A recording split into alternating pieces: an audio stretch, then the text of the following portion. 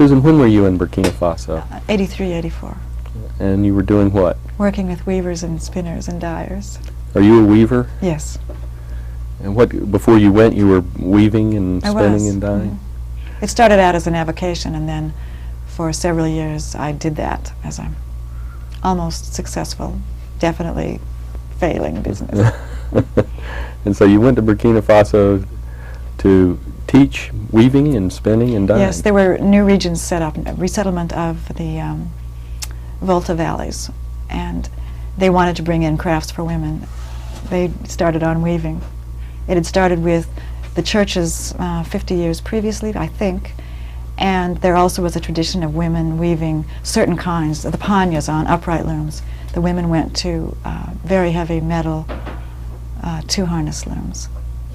Essentially the same as the strip loom that the men used, but in this huge harness that needed its whole house to live in, and let me it took back two up. people to move.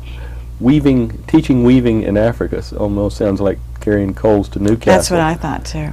Who does the weaving traditionally? Depends upon the area. In much of Africa, the men do the weaving. And in West Africa, women wove certain kinds of items. And they used a different loom. They had an upright loom that you had to work totally by hand, pull the heddles by hand. The men have a slightly automated loom that you work. You've seen them working the heddles with their feet. So the women were given a huge metal loom, instead of this nice tidy little loom that you could wrap up and tuck in the rafter of your cause. They had this huge metal loom that took a cause all of its own, and they then began learning to weave. And you went to this village, this new village, to teach the people to weave. What was that like in your village? It was compounds, 20 compounds that had been settled in the last 6 years. And it was people who had come south from in the desertification area. This was just before the serious drought. This was between droughts. There was an 82, 83 drought we didn't hear too much about here. And so it was people who had migrated to the cities for whatever reason and were being resettled back into rural areas. And so there was a mix of religions, there was a mix of groups. I never did find out all the racial groups there. Predominantly it was Mossi. Was it Mossi tradition, or did they develop I'm their not own sure. tradition? Well, no. Well, people would say to me, we don't, we've only been here 5 or 10 years. We don't really know each other. But there were some Christians, and Christmas was a holiday for everyone. The interesting thing for me was that the Muslims made beer on Christmas for the Christians. I didn't quite get it, but it was great. And then Ramadan was celebrated, the Islamic festivals were celebrated. And we kind of all did everything, so. What is your clearest memory 5 years later? What's my most stellar memory after 5 years? 2 memories. One is the Pagnaba of my village. She was a wonderful, wonderful, world-class woman. I was surprised later to realize how small she was, because I had created this tall, statuesque woman in my mind. But she's actually quite an old woman, quite small, comes to about my nose, quite thin, and just has taken the life of the village very seriously, and has also took her responsibilities about me very seriously. And that she made very clear the very first day that I was responsible to her as well. Actually, that's a nice story. You know how Peace Corps just sort of dumps you off the back of the truck and disappears. And so all these people came and began putting the stove together and turning the refrigerator inside out and losing the gas and all this great stuff. And she came with a pail of water on her head and explained to me that she was going to do this, that she was taking care of things. And I understood that, and I didn't speak the language, of course, so it's never quite. I spoke French, she didn't. Nobody in my village spoke French. It was really great. She came that evening to call on me formally and welcome me to the village, and she had dressed, properly. And I had a chair and a little stool, and she sat in the chair, and I sat on my little stool. And from Leo, it was one of the Garango. What are the stools from Leo called? It's one of those. And I don't know how she got me to understand everything, and that was a phenomenal thing with her.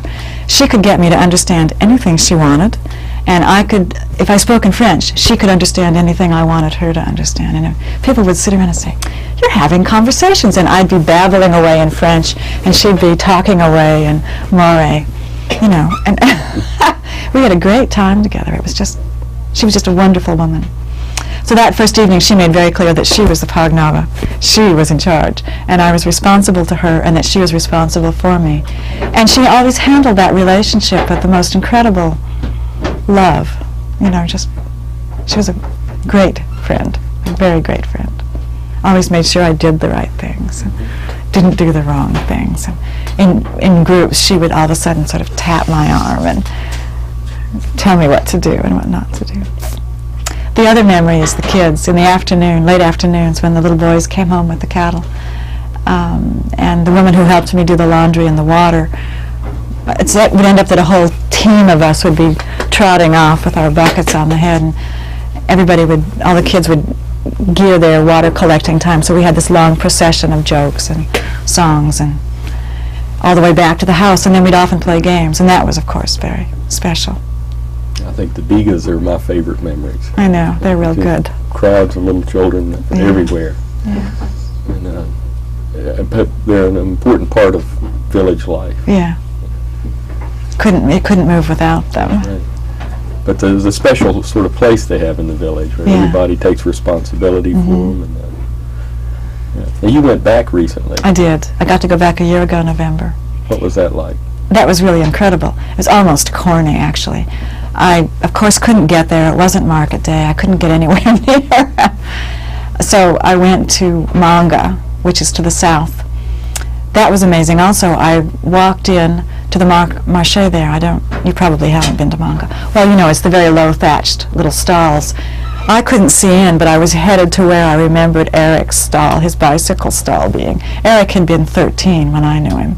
Well, he's now this strapping grown-up kid who erupted from under the thatch. I don't see how he could have seen. Of course, I was the only white around, but still, you know, I looked different. My hair's short, da-da-da. He came leaping out, grabbed me. It was just wonderful. The next day, he took me on his motorcycle, his mobilette, actually, up to Vedu. And we pulled in, and my Pagnaba was just walking to the road. It was really very corny. They had gotten a letter saying I was coming. I hadn't been able to be real specific, but I'd been sending letters for 10 months saying, I'm coming sometime in the fall, I'm not sure when. And so they were expecting me, and it was no big surprise. And life just went on, except that this time I was treated like royalty. I mean, here's the Pagnaba who used to say, do this, do that, wait a minute. Now she was walking 2 steps behind me saying, would you like this? Would you like that? I was thinking, oh, I can't take too much of this. And then some incredible things happened. The first night, her husband and the chief of the village came to her compound, and we all ate dinner together. Many women had never eaten dinner together before, that I knew of in the village. And the other really astounding thing was that the second night, it was out of sequence, it wasn't full moon, but very late when the moon did come up, about 10:30, the women started dancing for me. I had never seen them dance before, much less danced with them. And that was really amazing. I can't even describe how that was. At one point they sat me down, they got a little stool, and they sent one of the kids, got a stool, sat me down, and then there was a rock, and the Pagnaba sat on that. And the 3 women, it shows you can still learn things. I hadn't realized that the Pagnaba had subordinates, and I don't know why there weren't 4, but 3 were there, and they were some of my best friends. It was very interesting. Had they acted totally out of friendship, or had they acted in a responsible capacity? And luckily it was fun, and we laughed a lot on top of it. I don't know. But I didn't even discover this until 5 years later when I go back. All of a sudden the circle broke, the dance circle broke, and these 3 women knelt in the mossy kneel in front of us. And each one said to the next one, who said to the next one, who said to the Pagnaba, who said to me, we are very glad you're here, and we welcome you home, and we want you to know you're always welcome. You will always have a home here. And again, they're all doing this in Moray, and I'm speaking French. A few more are speaking a few more words of French. They then took out, one of them took out from her skirt, her panya, a little folded up piece of money, which they handed down with all the proper phrases, which got handed over to me. And it was a 500 CFA note, which is very small. And it was quite an incredible gesture for the village women to do that, to give me that gift. It's really another incredible thing I saw was that my Pagnaba now rides a bicycle, and that's different, right? Yeah. They told me that she had just learned after the revolution. What does that mean? What did the revolution do to change the lives of women? I don't know too much. I can't see too much. I can tell you what I can see that's different in the village. I think that that's one thing. Riding the bicycle may very definitely be related to the revolution. But you have to understand, this is also the woman who, the time she got a chance to ride on my motorcycle, immediately leaped on. So this woman is just eager and ready to go. She's perfect in the situation she's in. She's ready to deal with change in a very constructive and positive way. She now rides a bicycle. And I discovered that because when I left, we had to bicycle me out to 15 kilometers to where the taxi Bruce would be. And Matthew put me on the back of his, and she put my bag on the back of hers, which she had very carefully loaded with this wonderful greasy chicken and peanuts. And I was thinking, oh, of course I really want this in there. And she took off on this bicycle, which I'd never seen before. I'd only seen one or two of the younger women on bicycles in the village. There's mopeds in the village now. There's a first aid kit. Not my old first aid kit, but there's lots of first aid kits, because once I discovered one, I began asking, do you have a first aid kit? There's also lots of flashlights in the village, which there were not before. We always had to borrow mine. Yeah, lanterns, or I guess trying to remember how they lit their way. You just knew the trail. Yeah. Moonlight. And you can do that. I mean, I learned the trails, learned to do that. But I think that the freedom of women was evident there. And that I see as related to the revolution. I think that the first aid kits and the flashlights are the kinds of things that people will want to have, and that's more economic, greater economic support within the small communities. They have been having good cotton years, but so I don't know why they have those now and they didn't earlier, unless in fact the economy at the small level is a little better. You think the resettlement villages are successful economically? They seem to be. They do cotton for a cash crop, and then they have mandatory rotations of other crops, food crops. And they're not affected particularly by the droughts that have... It wasn't bad, no. I thought in '84 we were really in for trouble, but in my area, they made it through. Crops were not really great, but they made it through. We were south. We were off the road to Po, off the Garango road. Yeah. Almost to Ghana. I mean, it's in that direction. It was in that direction, but I was way north. I was further north than Po, near Manga. I'm interested in the Pagnaba. I know, she was great. Yeah. How did she get to be Pagnaba?